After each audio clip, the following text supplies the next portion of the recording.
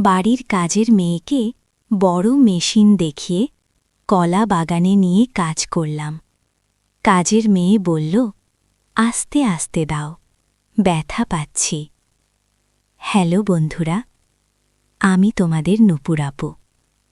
আজকের গল্পটি সম্পূর্ণ শুনলে আপনাদের মেশিন দিয়ে টপ টপ করে পানি চলে আসবে। তাই হাতের কাজ করার আগে হাতের কাছে টিস্যু রাখুন। আমাদের বাড়িতে কাজ করা মহিলা পূজা প্রায় আমাকে বলত, ছোট সাহেব, আপনি এখন বড় হয়ে গেছেন, আমি আপনাকে অনেক কিছু শিখাতে চাই। তখন আমি পূজার কথার মানে পুরোপুরি বুঝতে পারিনি। একদিন যখন সে আমার ঘরে ফ্লোর পরিষ্কার করছিল, তার পা হঠাৎ পিছলে গেল। আমি তাকে ধরে আমার বিছানায় বসালাম। তারপর সে আমাকে তার পায়ে ম্যাসাজ করতে বলল।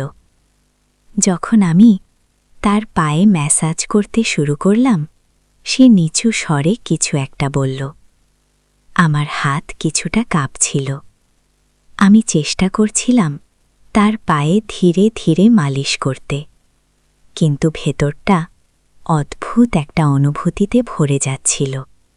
মনে হচ্ছিল হৃৎপিণ্ডের ধাক্কা যেন ক্রমশ দ্রুত হচ্ছে, আর গলায় কিছু যেন আটকে আছে।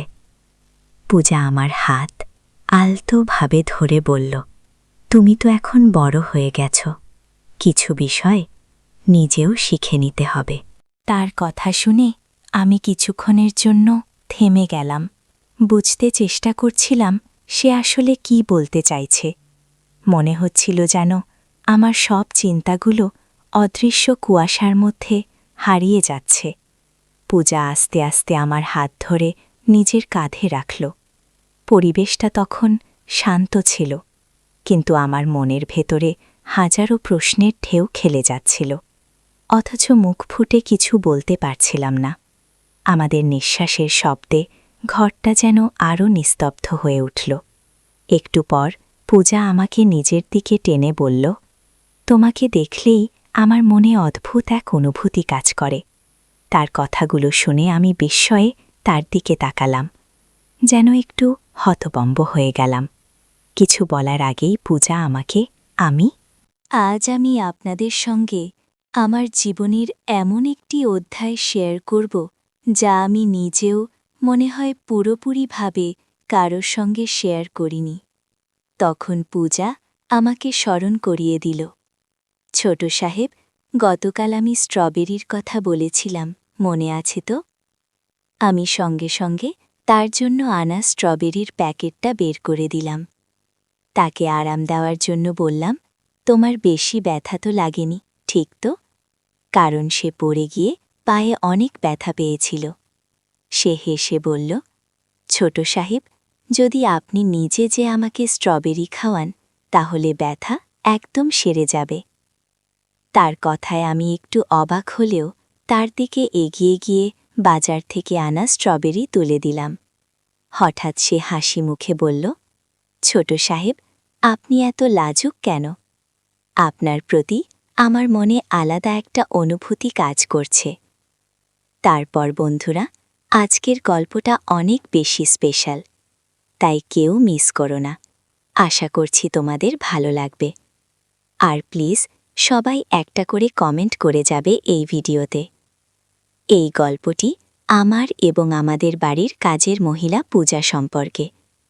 দেখতে সাধারণ হলেও তার চোখে একটা বিশেষ আকর্ষণ ছিল, যা আমাকে বারবার তার দিকে টেনে আনত।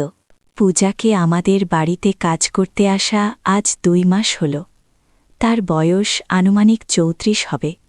তবে তার সুখিত চেহারা এবং শান্ত স্বভাবের কারণে সে তার বয়সের চেয়ে অনেক ছোট দেখায়।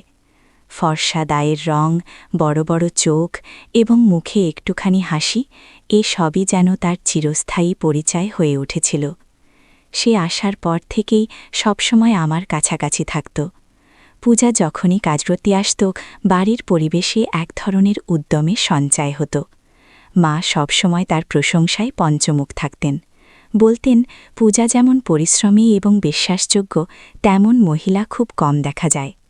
সত্যি বলতে, মা এখন আর বাড়ির পরিষ্কার পরিচ্ছন্নতার জন্য তাকে আলাদা করে কিছু বলতেন না। বাড়ির প্রতিটি কোণ, প্রতিটি জিনিস সে এত যত্ন সহকারে গুছিয়ে রাখত যে তাকে কাজের মানুষ বলে আলাদা করে বোঝা যেত না। সেপ্টেম্বরের শুরুর দিকে হালকা ঠান্ডা পড়তে শুরু করেছিল, আর পুজোর আমেজও আস্তে আস্তে বাড়ির পরিবেশে ঢুকে পড়েছিল। প্রতি বছরের মতো মা এবছরও দুর্গাপূজার আগে বাড়ির সম্পূর্ণ পরিষ্কার পরিচ্ছন্নতার সিদ্ধান্ত নিলেন। মা এবং বাবা দুজনেই চাকরি করেন, তাই বাড়ির দেখাশোনার বেশিরভাগ দায়িত্ব আমার উপরেই এসে পড়ে। আমি তাদের একমাত্র সন্তান হওয়ায় চেষ্টা করতাম মা বাবাকে সাহায্য করতে। তবে সত্যি কথা বলতে, মায়ের আসল ভরসা সবসময়ই ছিল পূজার উপর। পূজাকে আমাদের বাড়িতে কাজ করতে আসার মাত্র কিছু মাস হলেও সে তার কাজের মনোযোগ এবং দক্ষতার মাধ্যমে সবার মন জয় করে নিয়েছে। তার কাজ করার ধরন এমন যে মনে হতো সে নিজের বাড়ি গোছাচ্ছে। পরের দিন থেকেই সে পুজোর জন্য বাড়ি পরিষ্কারের কাজ শুরু করে দিল। আমাদের বাড়ি বড় হওয়ায় একা পূজার পক্ষে সব কাজ সামলানো কঠিন ছিল। এই জন্যই পূজা তার 15 বছর বয়সী মেয়ে তানিয়াকেও নিজের সাথে কাজের জন্য নিয়ে এসেছিল। তানিয়াও তার মায়ের মতোই পরিশ্রমী এবং কাজে পারদর্শী ছিল। মা মেয়ে একসাথে কাজ শুরু করার পর বাড়ির প্রতিটি কোণ যেন ঝকঝক করে উঠল।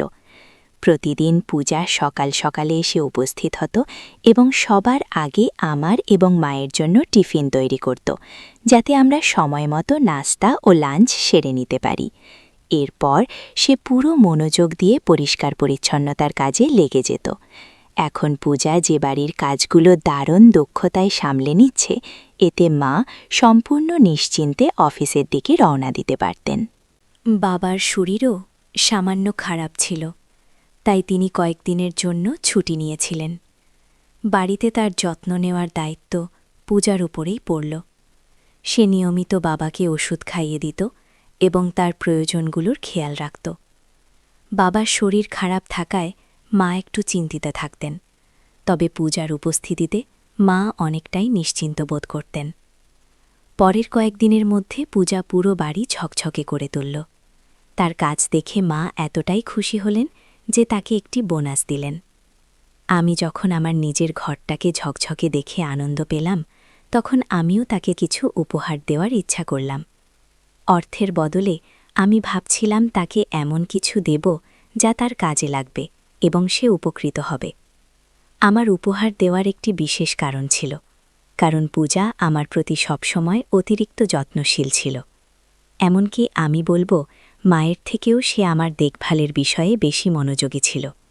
বাড়িতে আমার কোন জিনিস কোথায় রাখা আছে সে মায়ের থেকেও ভালো জানত।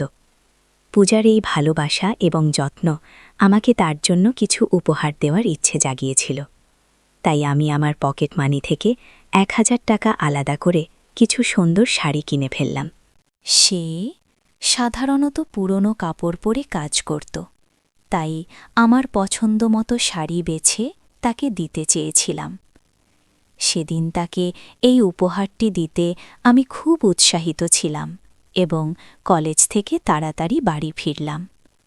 বাড়ি এসেই আমি পূজাকে খুঁজতে শুরু করলাম এবং কিচেনে তাকে পেলাম। কিচেনে ঢুকেই আমি পিছন থেকে তার চোখ বন্ধ করে দিলাম। যখন তার চোখের সামনে থেকে হাত সরালাম, সে অবাক হয়ে বলল, তোমার আজ হঠাৎ এমন দুষ্টুমি করার ইচ্ছে হলো কেন? তখন আমি তাকে সেই উপহারটি দিলাম। উপহারটি পেয়ে সে আবেগে আপ্লুত হয়ে পড়ল। সে বলল, তোমরা সবাই আমাকে পরিবারের সদস্যের মতো মনে করো। এই বাড়িতে তুমি আমার সবথেকে প্রিয়। এমন বলে সে আমাকে কাছে টেনে নিল। সেই মুহূর্তে আমার মনে হয়েছিল সে আমাকে নিজের সন্তান ভেবে জড়িয়ে ধরেছে। কিন্তু কিছুদিনের মধ্যেই আমি পূজার আচরণে কিছুটা পরিবর্তন লক্ষ্য করলাম। উপহার দেওয়ার সময় আমি তাকে বলেছিলাম, এখন থেকে এই পুরনো কাপড়গুলো বাদ দিয়ে আমার দেওয়া শাড়ি পরে এসো। তুমি কাজের মানুষ হলেও পরিচ্ছন্ন দেখতে ভালো লাগে।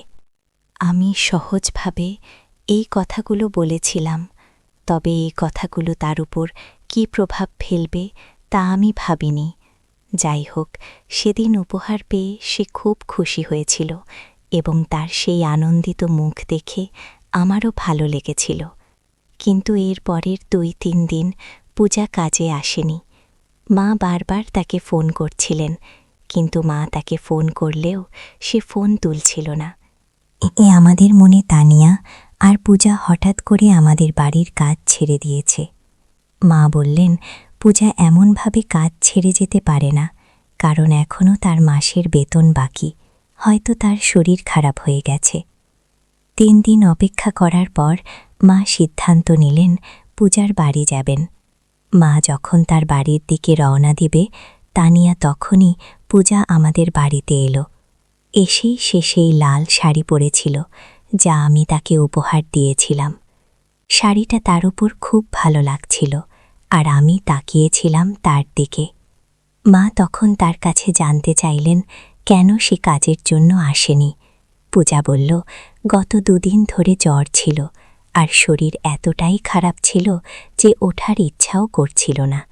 আমার অসুস্থতার কথা আপনাদের জানালে আপনারা চিন্তা করবেন, তাই কিছু জানাইনি এবং ফোনও তুলিনি। এই কারণে আপনাদের অসুবিধা হয়েছে, তার জন্য দুঃখিত।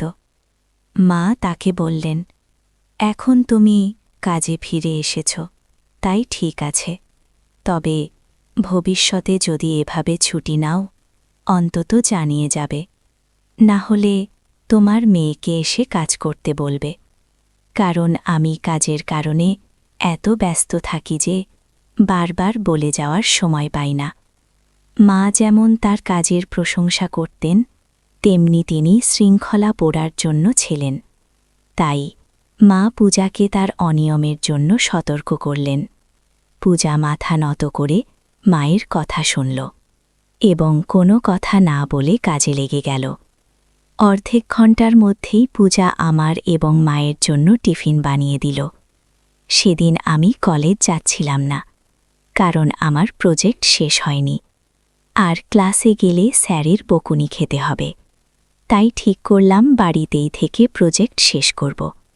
মা এবং বাবা অফিসের জন্য রওনা দিলেন। আমি নিজের রুমে বসে প্রজেক্টের কাজ শুরু করলাম। পূজা সেদিন আমার ঘরে ঝাড়ু দিতে এলো। আমাকে ঘরে বসে থাকতে দেখে সে বলল, তুমি আজ কলেজে যাচ্ছ না বুঝি, ছোট সাহেব? আমি উত্তর দিলাম, না, আজ কলেজ বন্ধ আছে। আমার উত্তর শুনে পূজা আবার কাজে মন দিল। ঝাড়ু দিতে দিতে যখন সে আমার বিছানার কাছাকাছি এলো, তখন হঠাৎ তার ওড়নাটি সরে গেল। আমার চোখ সেদিকে গিয়েছিল, কিন্তু সে তাড়াতাড়ি সেটি ঠিক করল না। আমি কয়েকবার চোখ সরিয়ে নিলাম এবং শেষমেশ খানিকটা রাগ দেখিয়ে বললাম, পূজা, কাজ একটু সঠিকভাবে করো তো, নিজের খেয়াল রাখো। আমার কথা শুনে সে বলল, ছোট সাহেব, আমি তো ঠিকমতোই কাজ করছিলাম, হঠাৎ ওড়নাটা আটকে গেছে আর সরাতে গিয়ে এভাবে ফেসে গেছে। আপনার দেওয়া শাড়িটা যত্ন নিয়ে রাখতে চাই, তাই টান পড়লে খারাপ হতে পারে। তার কথা শুনে বুঝতে পারলাম সে উপহারের শাড়িটা খুব যত্ন সহকারে দেখছে, যা দেখে আমার ভালো লাগল। তখন আমি পড়াশোনা সাময়িকভাবে বন্ধ রেখে তাকে সাহায্য করতে এগিয়ে গেলাম। যত্ন সহকারে তার আটকে থাকা ওড়নাটি ঠিক করে দিলাম। আমি নিচে বসেছিলাম আর পূজা আমার সামনে দাঁড়িয়ে ওড়না ঠিক করল। এমনভাবে সামনে দাঁড়ানোতে আমার মন কিছুটা অন্যরকম ভাবনার দিকে চলে যাচ্ছিল, তবে নিজেকে নিয়ন্ত্রণ করলাম। মনে হলো এমন ভাবনায় মগ্ন হওয়া আমার জন্য সঠিক নয়, তাই চোখ নিচে নামিয়ে নিজের জায়গা থেকে উঠে দাঁড়ালাম এবং পড়াশোনায় মন দিলাম। পূজার চোখে একরকম হাসি ছিল। সেই আস্তে করে হাসতে হাসতে ঘর থেকে বেরিয়ে গেল।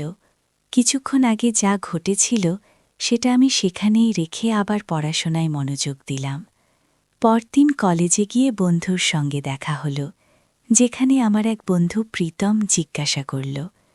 আমার কাছে এসে বলল, কুনাল, তুই কাল কলেজে আসিসনি, তাই একটা খুব গুরুত্বপূর্ণ টপিক মিস করেছিস।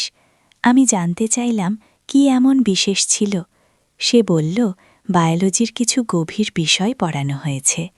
আমি বললাম, আরে এই টপিকটা তো পরে পড়ে নেব, এতে কি এমন রয়েছে?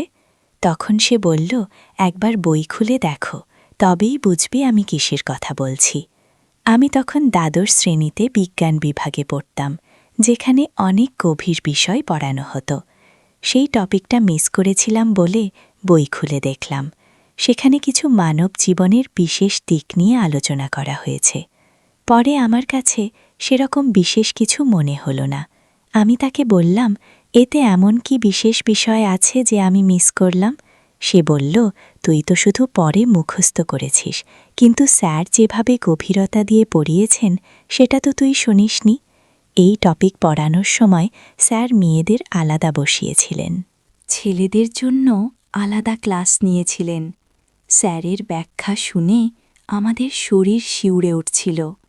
আমার বন্ধুর জন্য বিষয়টি যে একটু ভিন্নভাবে বোঝা হয়েছিল তা দেখে আমি অবাক হয়ে গেলাম। তবে সেটা নিয়ে আর বেশি ভাবলাম না। সে তার নিজের কিছু অসম্পূর্ণ তথ্য আমার মাথায় ঢুকিয়ে দিতে চাইল। শুধু তাই নয়, সে তার মোবাইলে কিছু অনুচিত জিনিস চালু করল। এটা দেখে আমি সঙ্গে সঙ্গে তার মোবাইল বন্ধ করে দিলাম। আমি তাকে বললাম, এগুলো শিখে লাভ নেই আমাদের এই বয়সে। করণ আমার কথায় ক্ষুব্ধ হয়ে চলে গেল।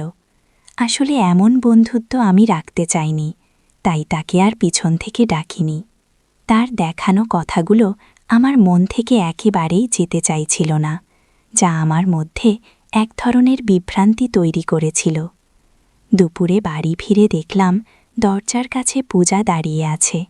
কাজের তাড়াহুড়ো সে তার নিজের দিকে খেয়াল রাখেনি। তার উদাসীন অবস্থা দেখে আমি কিছুক্ষণ চুপ করে তাকিয়ে থাকলাম। মাথা নিচু করে আমি নিজের রুমে চলে গেলাম। কিছুক্ষণ পর পূজা আমার রুমে এক গ্লাস জল নিয়ে এলো। তখন আমি জামা বদল করছিলাম। আমাকে দেখে পূজা বলল, ছোট মালিক, আপনার শরীর এখন বেশ শক্তপোক্ত লাগছে। নিয়মিত ব্যায়াম করার ফল। কথার ফাঁকে সে আমার পিঠে হাত রাখল। তার হাতের আঙুলের স্পর্শে শরীরে এক ধরনের শিহরণ অনুভব করলাম। তাড়াতাড়ি তার থেকে একটু দূরে সরে গেলাম। শার্ট পরে তার হাত থেকে জল নিয়ে খেয়ে নিলাম। তারপর গ্লাসটা ফেরত দিলাম। কিন্তু পূজা তখনও আমার রুম থেকে বের হয়নি। সে আমাকে লক্ষ্য করে বলল, সব ঠিক আছে তো ছোট মালিক? আপনাকে একটু চিন্তিত মনে হচ্ছে। আমি মৃদু হেসে বললাম, না, সব ঠিক আছে। পূজা আবার আমার কপালে হাত বুলিয়ে বলল, ছোট সাহেব, আপনার কপালে ঘাম দেখা যাচ্ছে, কিছুটা অস্থির লাগছে আপনাকে। তার অনুমান আসলে ঠিকই ছিল। প্রীতমের সঙ্গে কলেজে নানা উল্টোপাল্টা কথাবার্তা হয়েছে এবং বাড়িতে এসে পূজাকে সাজগোজ করা অবস্থায় দেখে আমার নজর বারবার তার দিকে চলে যাচ্ছিল। নিজের মনে আমি বুঝতে পারছিলাম যে এসব ব্যাপারে ভাবার মতো বয়স এখনও আমার হয়নি, কিন্তু পূজা আমার প্রতি খুবই উন্মুক্তভাবে আচরণ করছিল। তখন সে কথা থামাচ্ছিল না, তাই আমি বললাম যে আমি ঠিক আছি এবং তাকে বাইরে যেতে বললাম। তারপর কিছুক্ষণ একা বসে থেকে গান শুনে মন শান্ত করার চেষ্টা করলাম। কয়েকদিন এভাবেই কেটে গেল। কলেজে প্রীতমের সঙ্গে কয়েকদিন কথাই হয়নি, কিন্তু সে নিজে থেকেই আমার কাছে এসে মাফ চাইতে লাগল। আমি রাগ কমিয়ে দিলাম, কারণ পুরনো সব ভুলে যেতে ইচ্ছে করছিল। সেদিন কলেজে 2টো লেকচারই ছিল, তাই আমাদের ছুটি তাড়াতাড়ি হয়ে গেল। করণ বলল, আজ টিফিন আনতে ভুলে গেছি, তোর বাড়ির খাবার দারুণ লাগে, আমাকে একটু দিস তো? সেদিন আমিও টিফিন আনতে ভুলে গিয়েছিলাম, তাই বললাম, আমিও টিফিন আনিনি। কিন্তু করণ বলল, তুই এখনও রেগে আছিস, তাই আমাকে খাবার দিচ্ছিস না। আমার বাড়ির খাবারের জন্য সে অধা জিদ করল। তারপর তাকে নিয়ে বাড়ি ফিরলাম। বাড়িতে ঢুকতেই পূজা আমাদের জন্য 1 গ্লাস করে পানি নিয়ে এলো। তখন খেয়াল করলাম প্রীতম তাকে অন্যভাবে দেখছে। আর পূজার চোখেও কিছুটা ভিন্ন দৃষ্টিভঙ্গি ছিল তার প্রতি। এসব দেখে আমি নিজেকে সংহত করে রাখলাম। আমি প্রীতমের পায়ে পা চাপিয়ে দিই, যাতে তার মনোযোগ সরে যায়। এরপর আমি পূজাকে বললাম, আমাদের জন্য খাবারের প্লেট রেডি করে দাও। খাওয়া শেষে সে পূজার রান্নার খুব প্রশংসা করতে লাগল এবং তার সাথে হাত মেলালো। তার এই আচরণ আমার ভালো লাগেনি, কারণ আমি জানতাম প্রীতম কেমন স্বভাবের। তাই তাকে পূজার কাছ থেকে একটু দূরে রাখার জন্য আমি তাকে আমার ঘরে নিয়ে গেলাম। ঘরে ঢুকতেই সে বলল, কুনাল, হয়তো আমার কথা শুনে তুই কিছুটা অস্বস্তিতে আছিস, কিন্তু আমাদের বয়স এখন এইসব মজার বিষয় বুঝে নেওয়ার। তোর বাড়ির পূজা দিয়ে তোকে খুব গুরুত্ব দিচ্ছে, বুঝতে পারছিস? এই বলে সে আমাকে নিয়ে মজা করতে শুরু করল। আমি ওর কথা হেসে এড়িয়ে দিলাম। কিছুক্ষণ পর সে বাড়ি ফিরে গেল। দুপুরে পূজা আমার ঘরে ফ্লোর পরিষ্কার করতে এলো। তখন আমি বিছানার ধারে বসেছিলাম। সে যখন বিছানার কাছে মুছতে আসে, তখন হঠাৎ একটা ধাক্কা লাগে। আমি সেদিকে না তাকিয়ে অগ্রাহ্য করি। কিন্তু দিন দিন আমি লক্ষ্য করতে লাগলাম যে পূজার আচরণে কিছুটা পরিবর্তন আসছে। সে আমার আশেপাশে থাকার চেষ্টা করছে, যা আমার কাছে স্বাভাবিক মনে হয়নি। এরপর কয়েকটা দিন এভাবেই কাটল, কিন্তু পূজার এই অস্বস্তিকর আচরণ বাড়তেই থাকল। মা বাবা প্রতিদিন সকালেই অফিসে বেরিয়ে যেতেন, আর আমি পরে কলেজে যেতাম। একদিন আমি কলেজে যাওয়ার প্রস্তুতি নিচ্ছিলাম এবং আলমারি থেকে শার্ট খুঁজছিলাম। ঠিক তখনই পূজা আমার জন্য টিফিন নিয়ে ঘরে এলো। সে আমার ব্যাগে টিফিন রেখে দিল এবং আলমারির পাশে দাঁড়িয়ে আমার শার্ট খুঁজে বের করে নিজের হাতে এগিয়ে দিল। শুধু তাই নয়, শার্ট বদলানো পর্যন্ত সে ঘরেই দাঁড়িয়েছিল। সে আমার পোশাকের বোতাম লাগাতে শুরু করল। আমি বারবার তাকে দূরে সরানোর চেষ্টা করছিলাম। শেষুস বলে ফেললাম, আমার কাছ থেকে দূরে থাকো, আমার একটু লজ্জা লাগছে। সে হেসে বলল, ছোট সাহেব, আপনার এই বয়সে লজ্জা পেতে নেই। সেদিন আপনার যে বন্ধু এসেছিলেন তাদের আর আপনার মধ্যে অনেক তফাৎ দেখলাম। একটু তো বন্ধুর কাছ থেকে শেখা উচিত। এইভাবে সহজ সরল হয়ে থাকলে চলে না। তার কথা শুনে আমি মৃদু হেসে মাথা নাড়লাম। তার ইঙ্গিত বোঝার মতো বুদ্ধি তখন আমার ছিল না। তার পরামর্শ অনুযায়ী আমি কলেজের পথে রওনা দিলাম। বাড়ি পালা লাদাতে গিয়ে দেখি পূজা আমাকে থামালো এবং বলল, ছোট সাহেব, আমার স্ট্রবেরি খেতে খুব ইচ্ছে করছে, আপনি কি আমার জন্য স্ট্রবেরি আনবেন? আমি হাসি মুখে সম্মতি জানালাম এবং কলেজের জন্য বের হয়ে গেলাম। আর বললাম, ফেরার সময় নিয়ে আসব। পরদিন রবিবার ছিল, আমাদের ছুটির দিন। সেদিন দুপুর 2টার দিকে পূজারও কাছ থেকে ছুটি থাকত। সাধারণত রবিবারের সন্ধ্যাবেলায় আমরা বাইরে যাওয়ার পরিকল্পনা করতাম। সেদিনও তাই ঠিক করা হয়েছিল। সকাল 11টা নাগাদ পূজা ঘর পরিষ্কার করতে এলো। ঝাড়ু দেওয়ার পর যখন মেঝে মোছার জন্য বালতি নিয়ে আসলো, তখন অসাবধানতাবশত তার হাতে থাকা বালতিটা উল্টে গেল এবং পূজা মেঝে পরিষ্কার করার সময় হঠাৎ পা পিছলে পড়ে গেল। তাকে পড়ে যেতে দেখে আমি দ্রুত এগিয়ে গিয়ে তাকে সাহায্য করলাম। তার কোমরে আঘাত লেগেছিল, তাই তাকে আমার বিছানায় বসিয়ে আরাম করতে বললাম। আমি কেবল তার মঙ্গল চাচ্ছিলাম, কিন্তু তার দৃষ্টিতে যেন কিছুটা অস্বস্তি লক্ষ্য করলাম। কিছুক্ষণ পর পূজা আমাকে স্মরণ করিয়ে দিল, ছোট সাহেব, গতকাল আমি স্ট্রবেরির কথা বলেছিলাম, মনে আছে তো? আমি সঙ্গে সঙ্গে তার জন্য আনা স্ট্রবেরির প্যাকেটটা বের করে দিলাম। তাকে আরাম দেওয়ার জন্য বললাম, তোমার বেশি ব্যথা তো লাগেনি, ঠিক তো? সে হেসে বলল, ছোট সাহেব, যদি আপনি নিজে আমাকে স্ট্রবেরি খাওয়ান তাহলে ব্যথা একদম সেরে যাবে। তার কথায় আমি একটু অবাক হলেও তার দিকে এগিয়ে গিয়ে বাজার থেকে আনা স্ট্রবেরি তুলে দিলাম। হঠাৎ সে আমার হাত ধরে আরও কাছে টেনে নিয়ে হাসি মুখে বলল, ছোট সাহেব, আপনি এত লাজুক কেন? আপনার প্রতি আমার মনে আলাদা একটা অনুভূতি কাজ করছে।